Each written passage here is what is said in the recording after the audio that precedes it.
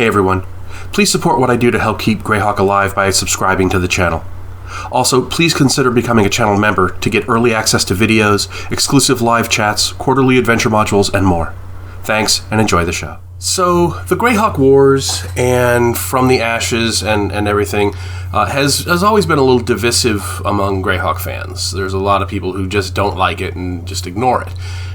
So I thought it would be an interesting thing to figure out how to do that. How do you avoid the Greyhawk Wars? And that's what we're going to talk about today on Greyhawk Grognard.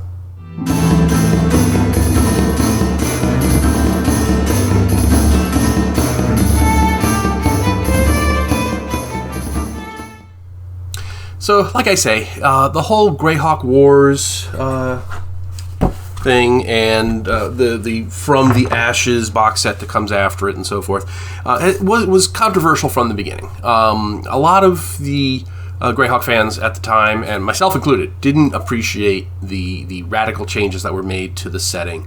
It felt like it was an attempt to remove Gary Gygax's stamp from the setting and try to take it into a different direction that felt like less Gygaxian, deliberately so. And in retrospect, it's easy to understand why. You know, he had just left the company on bad terms. That was the only setting they really had at the time, so they wanted to kind of, move it on into another direction. You can be less charitable and say they wanted to ruin it.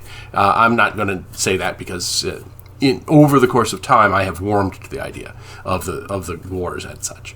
But that said, it is still to this day a little controversial, and I thought it would be an interesting exercise to figure out if in your campaign you wanted to have the player characters actively change the direction of history. How would you go about doing that? And that's what I want to talk about in today's video. Now, first of all, it's important to realize that when you use the word the Greyhawk Wars, you're not really talking about just one thing. There are several really different components that go into the whole wars thing that you have to be aware of, and if you want to take the future into a different direction, you're going to want to work about it. And before I go further, and before my comments get flooded, yes, I know you can just ignore it and move, and I get that. I know that this is for people who want to kind of play with things a little, and this is the direction that things were going in, but my player characters had an active hand in changing it and turning it into a different direction. So yeah, I get it. You don't need to do this. You can just ignore the wars if you want to. This is for people who want to do something, that acknowledges what was published and yet takes it into a different direction. So just cool your jets. Okay, so that said, there are three different things that you have to go to in order to go through this exercise. The first is Ayuz, because he's taking off all, he's basically taking a lot of the stuff here in the north. Then there's the Great Kingdom, because there's another big war that happens here, and it impacts all the countries down here, and then of course the Great Kingdom. The Great Kingdom breaks up into component parts. And then down here you've got the Scarlet Brotherhood. And the Scarlet Brotherhood has an impact, not only in the south here, but also way over on the wall here in the Sea Princes and a bunch of different places. So, there's really three major avenues that you need to deal with if you want to make this happen. And first one I'm going to talk about is Ayuz. And this whole thing starts with a pair of adventures by Carl Sargent and Slade Henson, Howl from the North, and Five Shall Be One. This is what kicks things off in the Ayuz segment of the wars. There is basically a lost god that we find out about, Vatun, who's a god of winter in the north and so forth, and cold, who has disappeared centuries ago in a magical sleep and magical imprisonment, and is worshipped by the Sul barbarians. And the PCs are going to find these five swords that will bring Vatun back together, back to reality, back to life. And just as an aside, I always thought that Vatun was a very clever name for the god, because it's very evocative of Odin. In the real world, you got Odin, Woden, Wotan. You have all these variations on that name, and Vatun fits in that into that series, into that naming convention very well. So I thought it was very well chosen. There will be spoilers throughout this, obviously, for things that were published 40 years ago. Obviously in the modules, the way it works out is the PCs are tricked, and Vatun isn't really freed. He turns out to be Ayuz in disguise, and Ayuz then brings all of the Sul barbarians together, and then they sweep across the north, and then Ayuz's forces themselves sweep down and take over destroy the Horn Society and take over the Bandit Kingdoms, and Ten is the Duchy of Ten is destroyed, and so forth. There's a lot of stuff that goes on in the north, and it all basically comes from this attempt by Ayuz to unite to trick and unite the Sul barbarians. So the way you can do this, you can actually run these run these modules. And at the end of Howl from the North is the climactic scene. They've got all 5 blades together, and they're reading the spell that's engraved on the blades.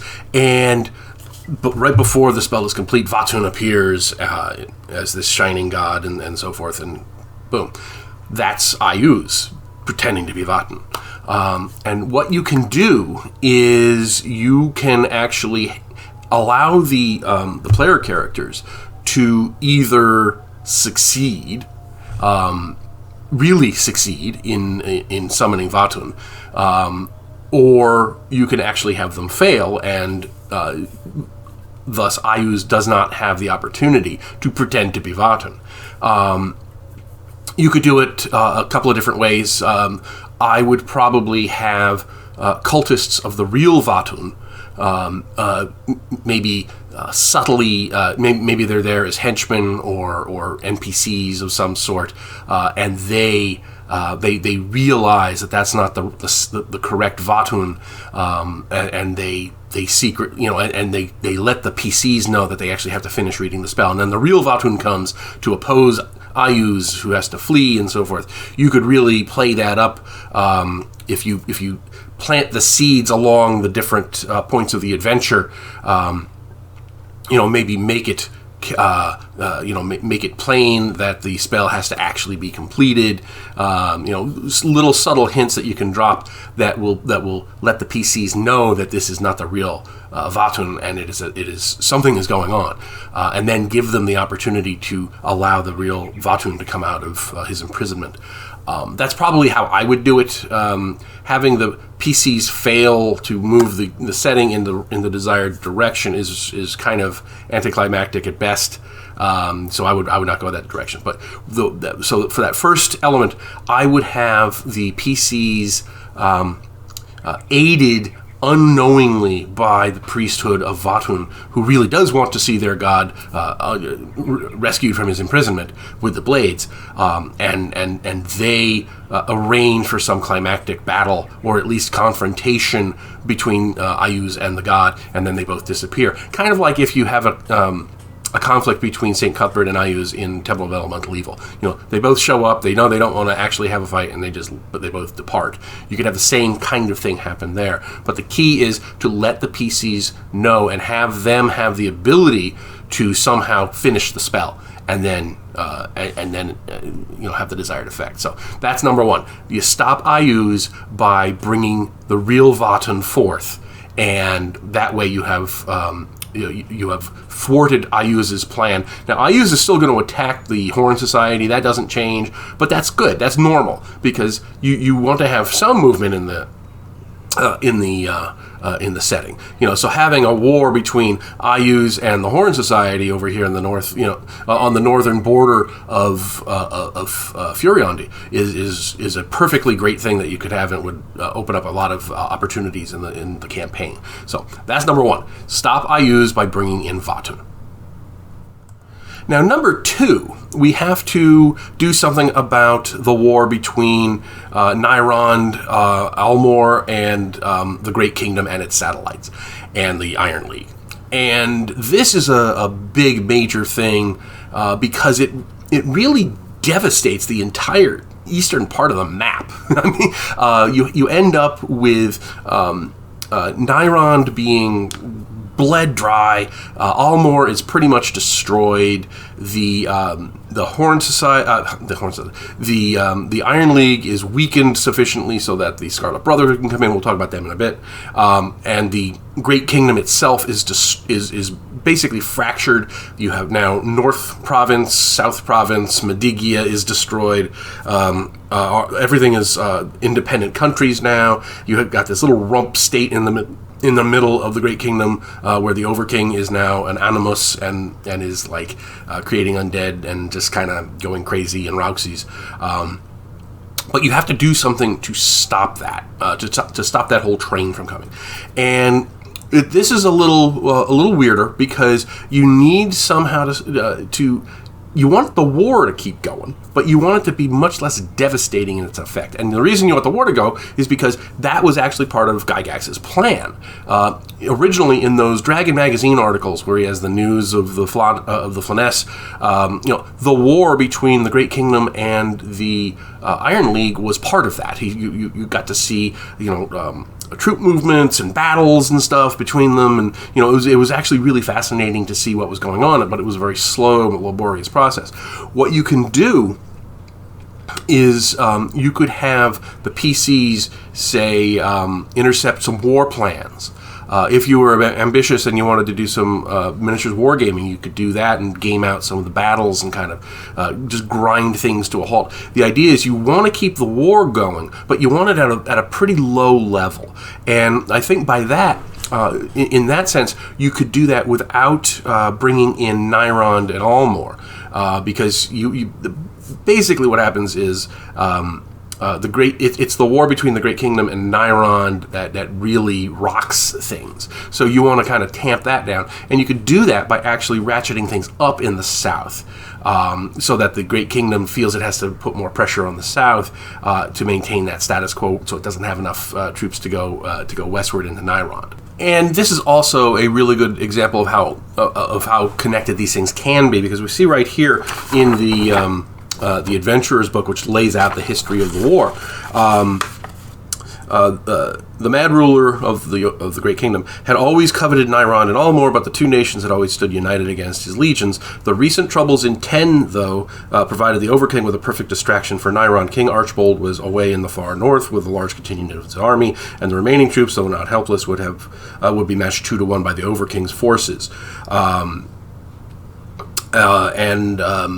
we get some other things that happen, and then in exchange for an alliance, the Orcs of the Bone March would gain both land and loot, all from Nyrond. So we have this, and then the emissary, Ivid, the Overking, sends an emissary to this effect. So one thing you could do is, because now we don't have the Sul barbarians attacking in the north, Ten survives. Ten is not overwhelmed. But also you could have the PCs in the hills over here intercepting that emissary from the Great Kingdom to the Orcs of the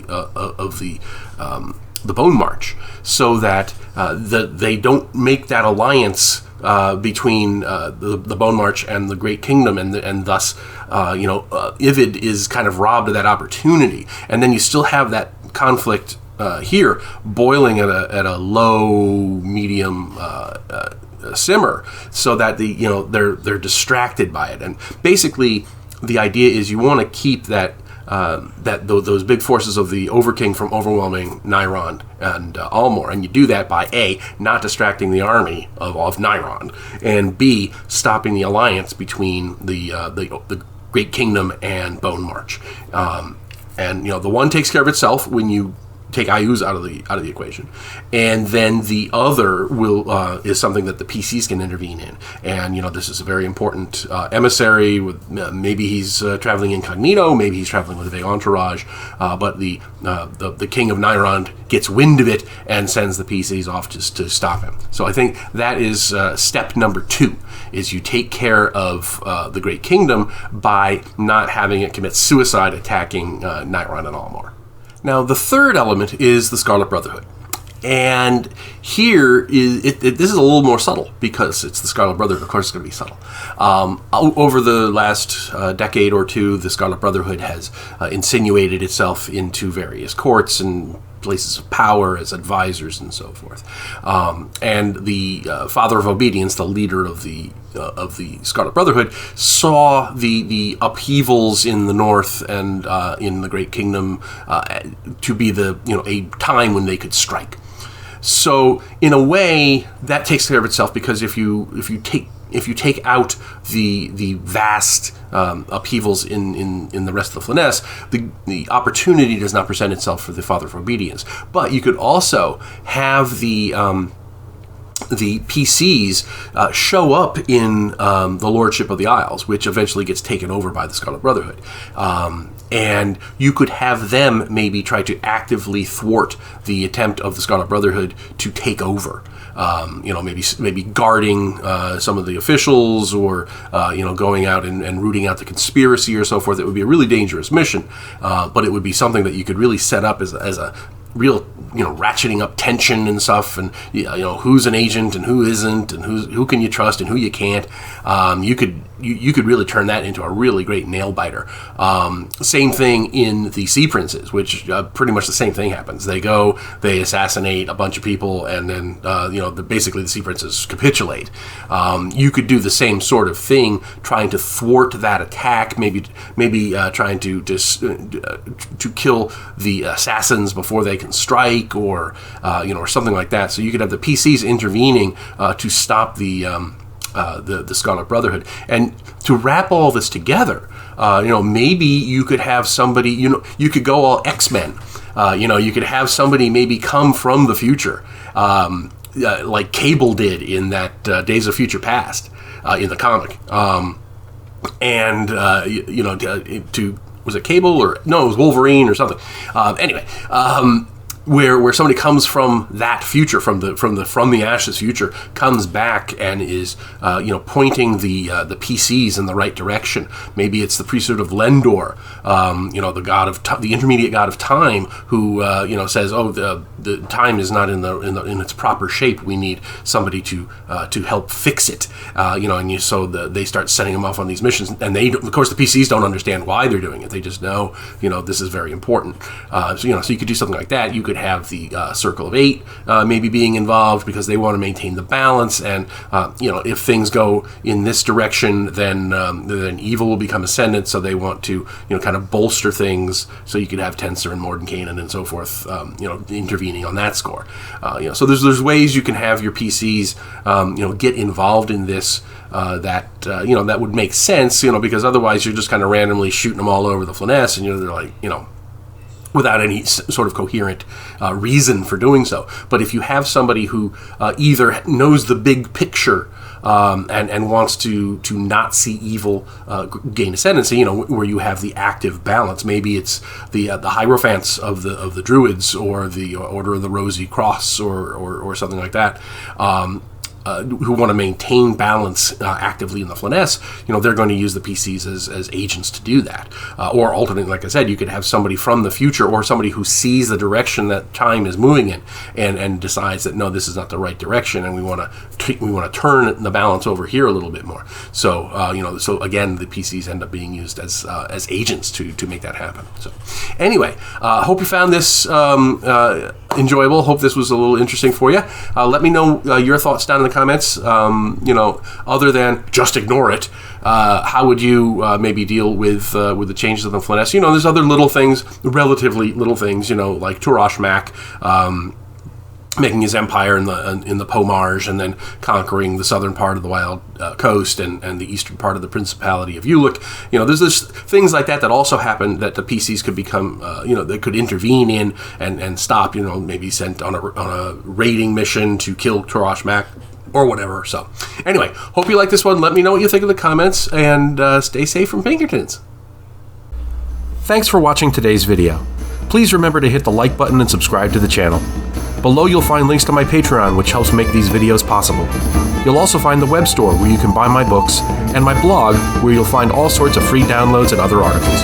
Thanks, and have a great day.